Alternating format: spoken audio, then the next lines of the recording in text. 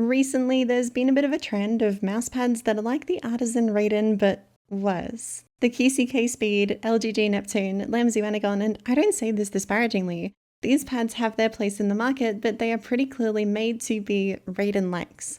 And to me, they just haven't managed to beat the Raiden in any way.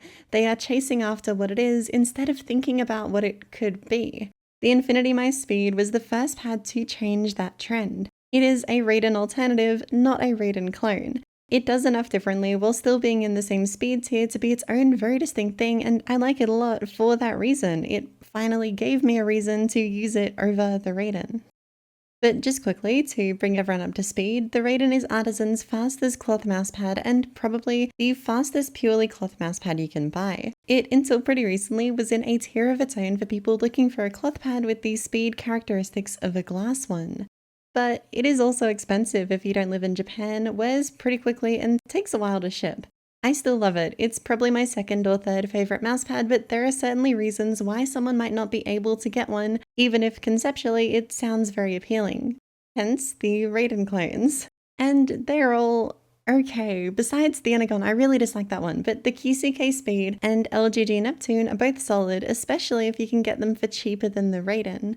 But the QCK Speed and Lamzu Anagon both differ from the Raiden in a very specific way. They feel grabby. Usually, this feeling comes from a pad having higher relative static friction compared to dynamic friction. The static friction being the force you need to overcome to start movements, and the dynamic being the force you feel while you are making a movement. But this grabbiness feels distinctly different to something like the Artisan Hayate Otsu. On that, the static friction is high, but once you've started your movement, you stop feeling it pretty quickly and transition into feeling primarily the dynamic friction. On the QCK Speed, it feels like the static friction is held for longer, whereas the Raiden is very quick to transition between static and dynamic. This is just how I think of it, at least. I haven't done much testing on other pads to check, but the concept of pads holding onto static friction for varying times and releasing it at varying speeds makes sense to me and explains a lot of weird properties I've noticed over the years that can't be explained purely by friction and how the two types of it are balanced. The LGG Neptune, to me, doesn't have this issue. It has a very quick transition between static and dynamic, just like the Raiden, but is a fair bit slower than the Raiden, and because of that, to me at least, doesn't compare to it. It can't quite offer the same experience as the Raiden does, although it is still good, it just doesn't quite do the same thing. Judging off first impressions at least, I haven't used it that much. The reason I wanted to bring all of this up is because the Infinitymice Speed is the first pad I've tried within the same speed class as the Raiden that actually has that same effortlessness to movements. Not only is the static friction low, but it doesn't feel like it bleeds into the movements you make. It only affects you as you are starting the movement. If you've spent a lot of time with a glass pad, you'll be familiar with this feeling. The Artisan dots do this too. I think it's why both of those are so popular, and it offers similar benefits here. On top of both low static friction and the transition from static to dynamic being very seamless and instant, the dynamic friction itself is fast as well. Not quite as fast as a fresh Raiden, but quick enough to not hinder that effortless experience after starting movements while still aiding a bit when trying to stop your movements. So that's the Raiden part of the Raiden-like, which is already very impressive to get as right as they have, but what makes it more than just a good clone? The texture. I've wondered for a while how much of people's struggles with flicking on glass mousepads actually comes from their speed, versus how much comes from how little feedback they give you when moving the mouse around. I often find myself getting lost on the pad since it's all just a featureless, textureless surface, and I'm sure it's not entirely this, but it at least plays a role. The Raiden somewhat suffers from this as well. Fast flicks feel not completely inconsistent, but a lot harder than on something like the Key 83, which is also quite fast but has a much more textured surface. It's disproportionately more difficult than what the speed would suggest. The Infinitymice Speed isn't textured in the same way a Hien is. It's not abrasive or irritating at all, but has a very noticeable microtexture with larger peaks and valleys than the Raiden. It doesn't have the Raiden's silky surface.